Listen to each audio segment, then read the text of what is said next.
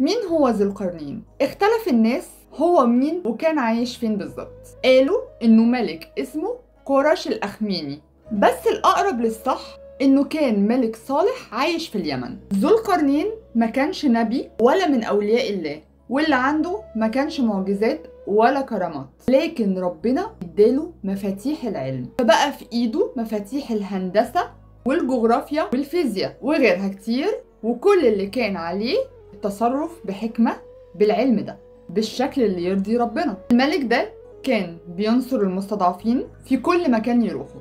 ويكفي ذو القرنين ان ربنا سبحانه وتعالى ذكره في كتابه العزيز في سورة الكهف لما قال بسم الله الرحمن الرحيم سأتلو عليكم منه ذكرى، يعني ربنا هو اللي هيخلد ذكره لحد ما تقوم الساعة. طيب ايه سبب تسميته بذو القرنين؟ برضو اختلفت التفاسير، منهم اللي قال لانه بلغ قرني الارض اي مغرب الشمس ومشرقها، ومنهم اللي قال لانه كان دايما لابس خوذة عليها قرنين زي بتاعة المغول، وده الاقرب للصح لان ليه تمثال في ايران بلاد فارس، وفي التمثال لابس ذو القرنين خوذة عليها قرنين.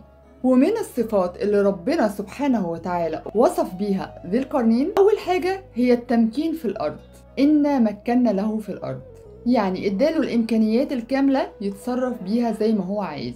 تاني صفة وآتيناه من كل شيء سببا، يعني اديناله من كل شيء هو عايزه، يعني جاه وأموال وسلطة وعلم وحكمة. طيب ذو القرنين وصل للناس دي ازاي؟ أثناء مسيرته بجيوشه في البلاد وصل في آسيا عند قوم عايشين بين سدين في منطقة مليانة بالجبال. الجبال دي كان قوم يأجوج ومأجوج ساكنين فيها، بيجمعوا فيها الكنوز والثروات اللي نهبوها، يعني الناس دول كانوا جيران يأجوج ومأجوج. ولما وصل لهم ذي القرنين طلب منهم أن يعينوه بقوة، ما طلبش منهم لا فلوس ولا أي حاجة، طلب منهم إن هم يساعدوه، وقال لهم اللي انا هعمله ده هيبقى حاجة عظيمة جدا، وعشان ننفذه محتاج آلاف العمال، لانه هيبني ردم مش سد.